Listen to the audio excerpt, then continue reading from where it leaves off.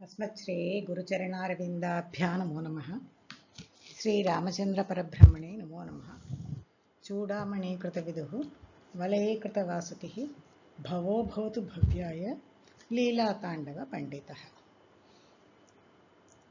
इदानीं पर्यन्तम् अस्माभिः पठितं सन्निकर्षाः लौकिकसन्निकर्षाः षड्विधः इत्यपि पठितम् आसीत्। इदानीं ग्रन्थकारः अलौकिकसन्निकर्षविषये किञ्चित् वक्तुम् इच्छति। कारिका एवम् अस्ति: अलौकिकस्तु व्यापारः त्रिविधः परिकीर्तितः, सामान्यलक्षणो ज्ञानलक्षणो योगजस्तथा इति। अलौकिकः व्यापारः तु त्रिविधः परिकीर्तितः। तत्र व्यापारः इत्युक्ते सन्निकर्षः एव, तस्मिन् विषये एव अद्य पठामः। अलौकिकः व्यापारः, अलौकिकः सन्निकर्षः त्रिविधः परिकीर्तितः, त्रिविधरूपः उक्तः अस्ति। किम् इत्युक्ते सामान्यलक्षणः, ज्ञानलक्षणः, योगजः तथा योगजः च। सामान्यलक्षणः इति, ज्ञानलक्षणः इति, योगजः इति अपि त्रिविधः व्यापारः इत्युक्ते सन्निकर्षः अलौकिकविषये उक्तः अस्ति। तदेव ग्रन्थकारः वदति। अलौकिकस्तु इति व्यापारः इत्युक्ते सन्निकर्षः। सामान्यलक्षणः इति प्रथमं सामान्यलक्षणः इति उक्तं खलु त्रिविधसन्निकर्षेषु।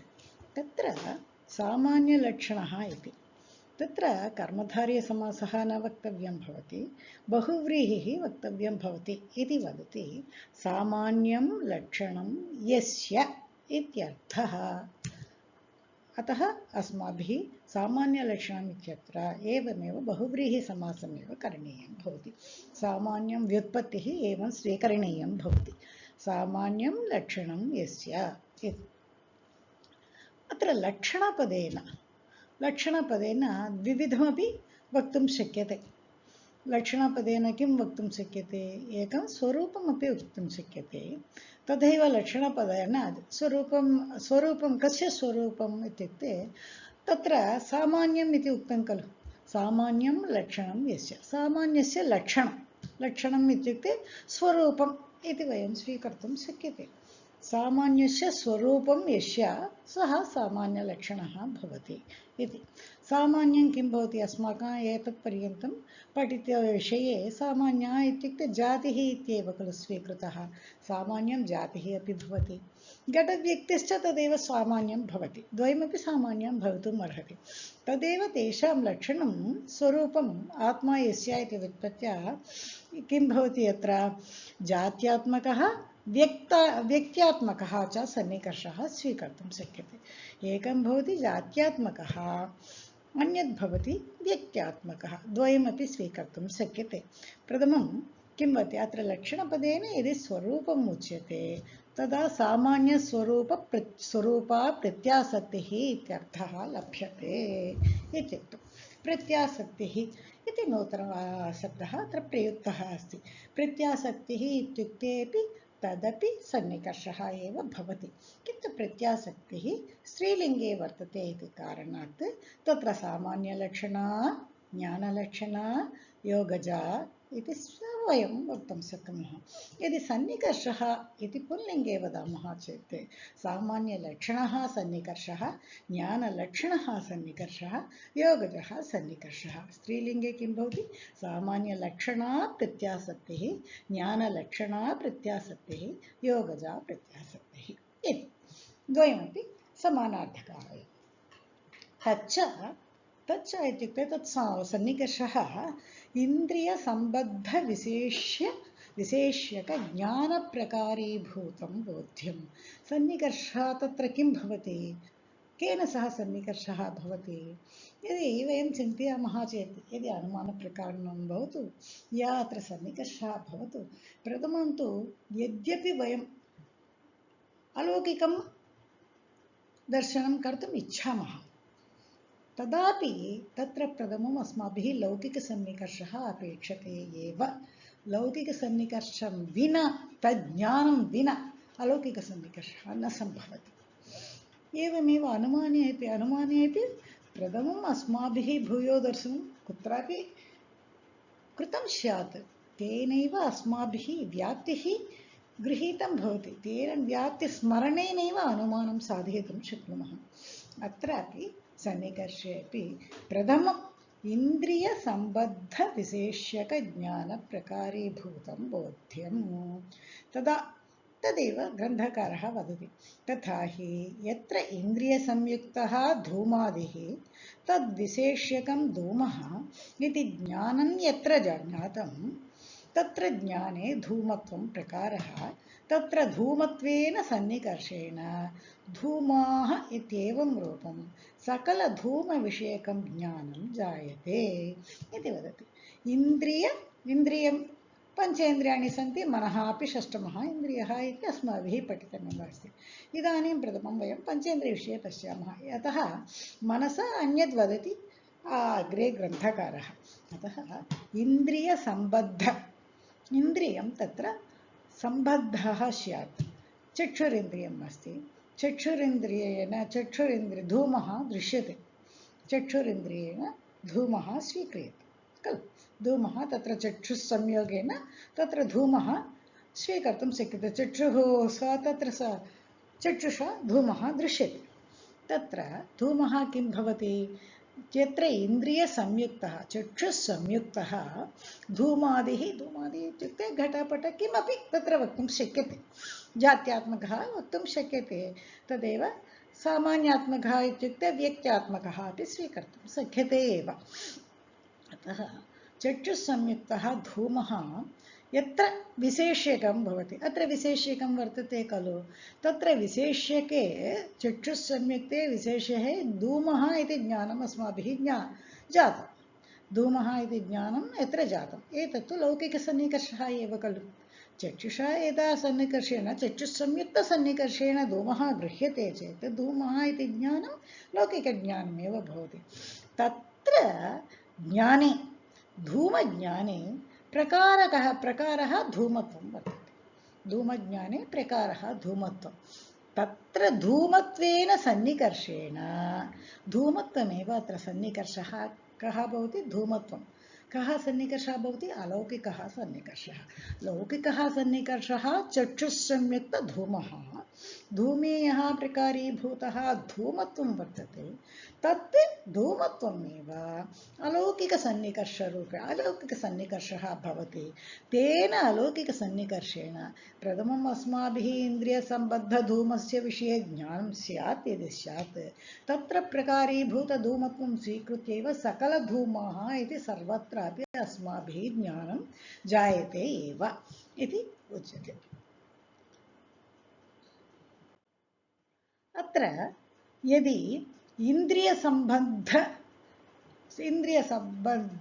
इत्येव उच्यते, तदा तत्र धूलीपटले धूमत्वभ्रमानन्तरं सकलधूमविषयकं ज्ञानं न स्यात्। तत्र धूमत्वेन सह इन्द्रियसम्बन्धाभावात् इति।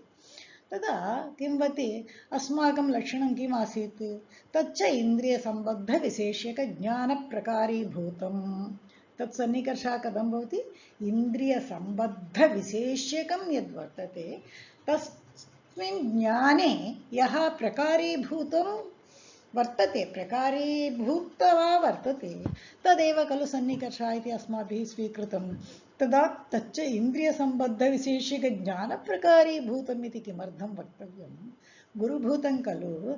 इन्द्रियसम्बद्धम् इत्येव वदामः चेत् किं भवति? तदापि तावदेव खलु अर्थः भवति इति पूर्वपक्षिणां वादः।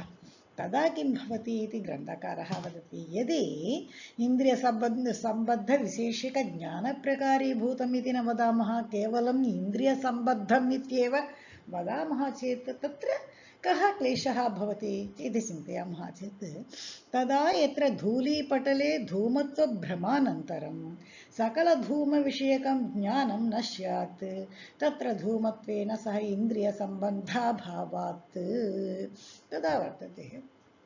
चिन्तयामः चक्षुसंयुक्तः धूलीपटलं, धूलीपटलं चक्षुस्संयुक्तः भवति, किन्तु तद् धूलीपटले भ्रमज्ञानम् अस्माकं जायते धूमः इति।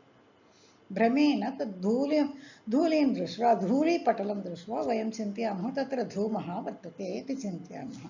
एतत् लौकिकभ्रमविषयकसन्निकर्षः।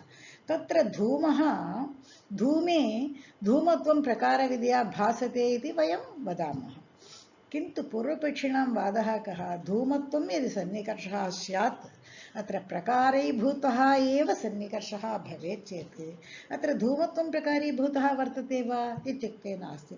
यतः तत्तु ब्रह्मज्ञानं, धूलीपटलत्वम् एव खलु प्रकारत्वं भूत्वा वर्तते। धूलीपटले प्रकारीभूतं किं भवति? धूलीपटलत्वं वर्तते, धूमत्वं न वर्तते खलु। धूमः इति अस्माकं ब्रह्मज्ञानम् उत्पन्नम्। अतः तादृशस्थले अत्र धूमत्वं न भवेत्, धूलीपटलत्वं यदि वर्तते, धूलीपटलत्वेन चक्षुस्संयुक्तः तत्र भवति चेत् तदा यत्र धूलीपटले धूमत्वभ्रमानन्तरं सकलधूमविषयकं ज्ञानं न स्यात्। भवान् वदति अत्र प्रकारीभूतज्ञानमेव सन्निकर्षः भूत्वा सकलविषयकज्ञानं, तत्र सकलविषयकं नाम तद् धूमविषयकं ज्ञानं भवति इति तत् कथं भवितुम् अर्हति? यतः अत्र धूमत्वं नास्ति खलु, अत्र धूलीपटलत्वमेव वर्तते खलु इति पूर्वपक्षिणां वादः। किन्तु अस्माकं सकलधूमविषयकं ज्ञानं तु भवत्येव खलु। धूमं दृष्ट्वा सकल प्रदेशेषु तद् धूममेव तद्धूमत्वम् अस्माभिः स्वीक्रियते एव खलु। किन्तु यदि भवता उक्तं वयं स्वीकुर्मः चेत् इन्द्रियसम्बद्धविशेषकज्ञानप्रकारीभूतं न स्वीकुर्मः, इन्द्रियसम्बद्धम् एव स्वीकुर्मः चेत् तदा किं भवति? इन्द्रियसम्बद्धं किं भवति? चक्षुस्संयुक्तं धूमः खलु। तदा धूमे धूमत्वं यद्यपि वर्तते, किन्तु धूमः ब्रह्मज्ञानं चेत् वर्तमानः धूलीपटलं, तत्र धूलीपटलत्वमेव खलु प्रकारविधया भासते। अतः तत्र सकलधूमविषयकं ज्ञानं न भवति इति कारणात्, यतः धूमत्वेन सह इन्द्रियसम्बन्धः अभावात्, धूमत्वेन सह इन्द्रियसम्बन्ध अभावं खलु, इन्द्रियसम्बद्धं धूमत्वं नास्ति, अत्र धूलीपटलत्वं वर्तते। तदा कथं सकलधूमविषयकं ज्ञानं भवति? न भवति खलु।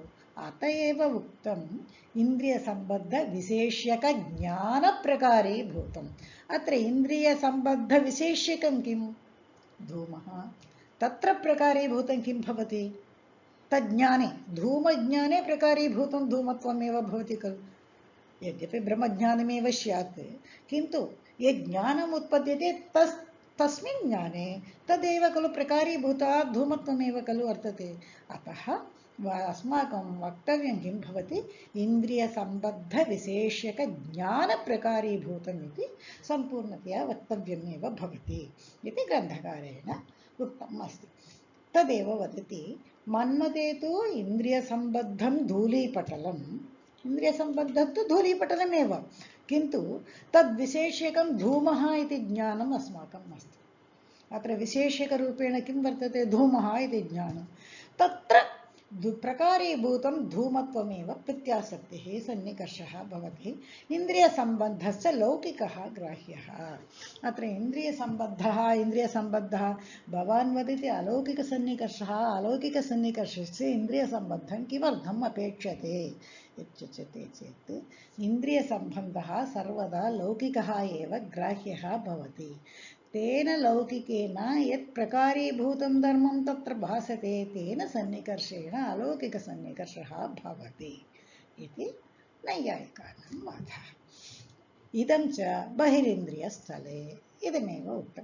बहिरिन्द्रियस्थले चक्षुषा स्वीकरोतु, श्रोत्रेण स्वीकरोतु, या रसनया भवतु, या घ्राणेन भवतु, एवं बहिरिन्द्रियस्थले एव एतल्लक्षणं प्रचलति। इन्द्रियसम्बद्धविशेष्यकज्ञानप्रकारीभूतं।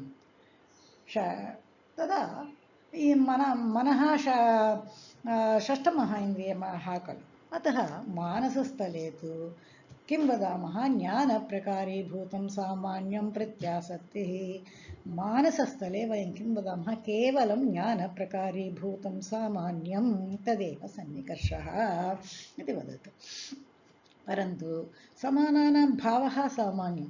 अत्र सामान्यम् इत्युक्ते केवलं जातिरेव नास्ति, समानानां भावः। धर्मः अपि व्यक्तेः अपि भवन्ति। तच्च क्वचिच्च नित्यं क्वचिन्नित्यं धूमत्वादि क्वचिच्च अनित्यं घटादि। यदि वदामः अत्र धूमः वर्तते धूमत्वं वर्तते एतत् सर्वमपि अस्माभिः दृष्टमेव। एतत् जातिविषयकं ज्ञानं यदा वदामः तत्तु नित्यं भवति खलु। जातिः नित्यं भवति क्वचिन् नित्यं भवति धूमत्वादि घटत्वादि। यदि जातिविषयकं वदामः घटत्वे अपि तदा नित्यं भवति। क्वचिच्च अनित्यं भवति। यदा समानानां भावः सामान्यमिति धर्मेण यदि वदामः तदा तु अनित्यं भवत्येव इति ग्रन्थकारस्य वादः, ग्रन्थकारेण उक्तम्। यदि यत्र एकः घटः संयोगेन भूतले समवायेन कपाले ज्ञातः तदनन्तरं सर्वेषामेव तद्घटवतां भूतलादीनां कपालादीनां वा ज्ञानं भवति तत्र इदं बोध्यं। तदा यदा अस्माभिः तत्र दर्शितं खलु घटः कथं प्रकारीभूतं भवितुं शक्यते इति। यदा घटवत् भूतलम् इति वयं वदामः भूतलं तत्र विशेषेण भासते खलु। भूतले घटः वर्तते तत्र तद्घटः इति यद् भवति तत् घटः एव तत्र प्रकारीभूतं भवित्वा वर्तते। अतः तादृश घटत्वादिकं तत्र यदा तद्घटः यदा प्रकारीभूतं भूत्वा वर्तते तत्र ते सर्वे अपि अनित्याः अपि भवितुम् अर्हन्त्येव। यतः जातिः तत्र नोक्तः आसीत्। तदा किं वदति यत्र एकः घटः संयोगेन भूतले संयोगेन एकः घटः वर्तते कपाले समवायेन ज्ञातः। यदि वयं वदामः घटवत् भूतलं संयोगेन या घटवान् कपालः समवायेन इति ज्ञातः अस्माभिः तदनन्तरं सर्वेषामेव तद्घटवतां भूतलादीनां कपालादीनां वा ज्ञानं भवति। एवम् अस्माभिः भूतलं घटवत् भूतलम् इत्युक्ते संयोगसम्बन्धेन घटः भूतले अस्ति इति ज्ञानम् अस्माकं यदा ज्ञायते तदेव कपालवान् घटवान् कपालः इत्युक्ते समवायेन घटः कपाले वर्तते इति यदा ज्ञातः एकवारं तज्ज्ञानं यदा उत्पन्नं तदनन्तरं तत्र तद्घटेन उपरि यदि अधिकरणे यदि विशेष्यकं कपालं वा भवतु भूतलं वा भवतु समवायसम्बन्धेन वा भवतु संयोगसम्बन्धेन वा भवतु उपरि तद्घटः वर्तते खलु। तद्घटः तत्र सन्निकर्षः भवति तदनन्तरं सर्वेषामेव तद्घटवतां भूतलादीनां कपालादीनां वा ज्ञानं भवति। तदेव सर्वेषां तद्विशेषकज्ञानं भवति कथम् एवं घटवत् भूतलम् एकम् अस्माकं ज्ञानम् उच्यते चेत् सर्वत्रापि घटवत् भूतलम् इत्यत्र ज्ञानम् अस्माभिः भूतलादीनां घटवतां भूतलादीनां तदेव घटवतां कपालादीनामपि ज्ञानं सम्भवितुम् अर्हति एव। तत्र इदं बोध्यं। परन्तु सामान्यं येन सम्बन्धेन ज्ञायते तेन सम्बन्धेन अधिकरणानां प्रत्याशक्ति। किन्तु अत्र किम् अस्माभिः वक्तव्यं भवति यदा घटवद्भूतलम् इत्यत्र सामान्यं येन सम्बन्धेन ज्ञायते संयोगसम्बन्धेनैव ज्ञायते घटवद्भूतलं खलु। तत्र संयोगसम्बन्धेनैव घटवतां भूतलादीनां ज्ञानं भवति। तदैव यत्र कपालादीनां समवायसम्बन्धेन भवति समवायसम्बन्धेनैव कपालादीनां ज्ञानमपि अस्माभिः अधिकरणानां प्रत्याशक्तिः इत्युक्ते सन्निकर्षः तदा भवति। तेन सम्बन्धेन अधिकरणानां प्रत्याशक्तिः तत्र सन्निकर्षः भवति इति उक्तं। किन्तु यत्र तद्घटनाशानन्तरं तद्घटवतः स्मरणं जातं तत्र सामान्यलक्षणया सर्वेषां तद्घटवतां भानं न स्यात् सामान्यस्य तदानीम् अभावात्। यदि वयं वदामः घटवत् भूतलम् अस्माकं ज्ञानं जातं तदनन्तरं तद्घटस्य नाशः अभूत् इति चिन्तयामः। घटवान् कपालः तत्रापि तदनन्तरं घटः नश्यति। तदा तद्घट उपरि यः प्रकारीभूतः तद्घटः वर्तते खलु तद्घटनाशानन्तरं तद्घटवतः स्मरणम् अस्माभिः वर्तते। किन्तु तत्र सामान्यलक्षणया सर्वेषां तद्घटवतां भानं न स्यात्। यतः सामान्यस्य तदानीम् अभावात् घटः नास्ति घटे धर्मः अपि नास्ति जातिः अपि नास्ति खलु। तदा तत् सामान्यत्वं तत्र नास्ति चेत् सामान्यलक्षणसन्निकर्षया कर्षणेन कदा सामान्यलक्षणसन्निकर्षेण कथं ज्ञानं भवितुम् अर्हति किन्तु अस्माकं भवति खलु यतः सामान्यस्य तदानीम् अभावात् घट एव नास्ति तत्र सामान्यं किं वर्तते समवशिष्यते नास्ति घटस्य जातिरपि नास्ति घटस्य धर्ममपि नास्ति घटः एव नास्ति खलु तदा तत्र तु अस्माकं यद्यपि स्मरणं जातं चेत् तत्र घटवतां भानं न स्यात् किन्तु अस्माकं भवत्येव खलु इति पूर्वपक्षः वादः तदा ग्रन्थकारः वदति किञ्च इन्द्रियसम्बद्धविशेष्यकं घटः इति ज्ञानं यत्र जातं तत्र परदने इन्द्रियसम्बन्धं विनापि तादृशज्ञानप्रकारीभूतसामान्यस्य सत्त्वात् तादृशज्ञानं कुतः न ज्ञायते द्वितीयं किं वदति इन्द्रियसम्बद्धविशेष्यकं घटः इति ज्ञानं यत्र ज्ञातम् इन्द्रियसम्बन्धं यदि चक्षुषा घटः इति ज्ञानं यत्र जातं भूतले वा कपाले वा घटः इति ज्ञानं यदा ज्ञातं तत्र परदिने अग्रिमदिने इन्द्रियसम्बन्धं विनापि यद्यपि तत्र वयं चक्षुषा न पश्यामः तदापि तादृशज्ञानप्रकारीभूतसामान्यस्य ज्ञानप्रकारीभूतसामान्यं किं भवति तद्घटः इत्युक्ते सर्वेषां घटानां तस्य सत्त्वात् तत्र तादृशज्ञानं कुतो न ज्ञायते किमर्थं न भवति इति तस्मात् सामान्यविषयकं ज्ञानं प्रत्यासक्तिः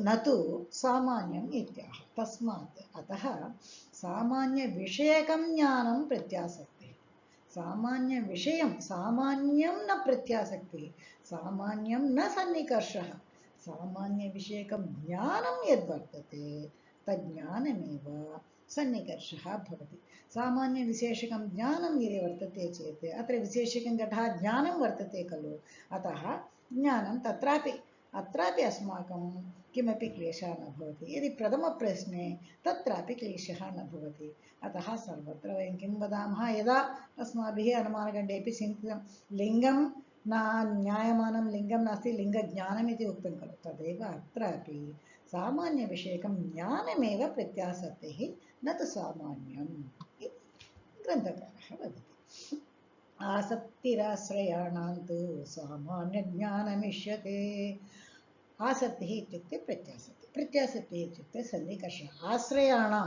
यद् आश्रयीकृत्य वर्तते तस्य आश्रयाणां प्रत्यासक्तिः तत्र सामान्यज्ञानम् इष्यते सामान्यं नास्ति सामान्यज्ञानमेव इष्यते तदिन्द्रियज तद्धर्म बोधसामग्री अपेक्षते तत् अत्र इन्द्रियेण जातं यत् सन्निकर्षः तद्धर्मं बोध सामग्री अपि अपेक्षते एव इति उक्तमस्ति आसक्तिः प्रत्यासक्तिः इत्यर्थः तथा च सामान्यलक्षणः इत्यत्र लक्षणशब्दस्य विषयः अर्थः स्वीकर्तुं शक्यते सामान्यलक्षणशब्दस्य स्वरूपं प्रथमम् उक्तम् अत्र तु विषयः अर्थः स्वीक्रियते तेन सामान्यविषयकं ज्ञानं प्रत्यासक्तिः सामान्यविषयकं ज्ञानं सामान्यम् इत्यत्र सामान्यलक्षणः इत्यत्र यदि सामान्यविषयकं ज्ञानम् अत्र सन्निकर्षः इति अस्माकम् इदानीं लभ्यते ननु चक्षुस्संयोगादिकं विनापि सामान्यज्ञानं यत्र वर्तते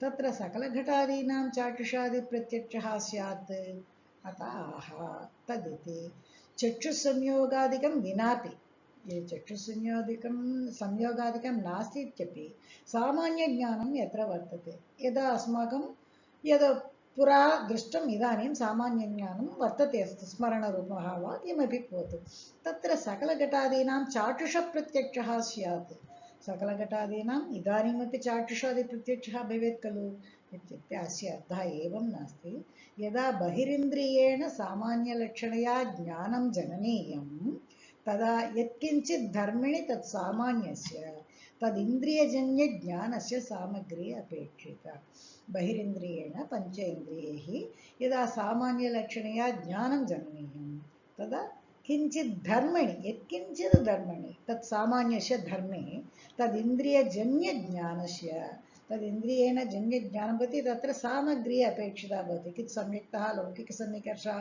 तत् प्रकारीभूता एवं सर्वमपि सामग्री तत्र अपेक्षिता भवति सा च सामग्री चक्षुस्संयोग आलोकसंयोगादिकं सामग्री इत्युक्ते चक्षुस्संयोगमपि स्यात् आलोकादिकमपि स्यात् उद्भूतत्वमपि स्यात् उद्भूतत्वं नास्ति चेत् तत्र चक्षुषा न द्रष्टुं शक्यते आलोकं नास्ति चेत् अन्धकारे यद्यपि तत्र घटः स्यात् अस्माभिः वक्तुं शक्यते वा त्वचा शक्यते चक्षुषा न शक्यते खलु अतः तेन अन्धकारादौ चक्षुरादिना तादृशज्ञानं न जायते अतः सा सामग्री सर्वदा अपेक्षिता भवति इत्युक्तम् आसीत् धन्यवादाः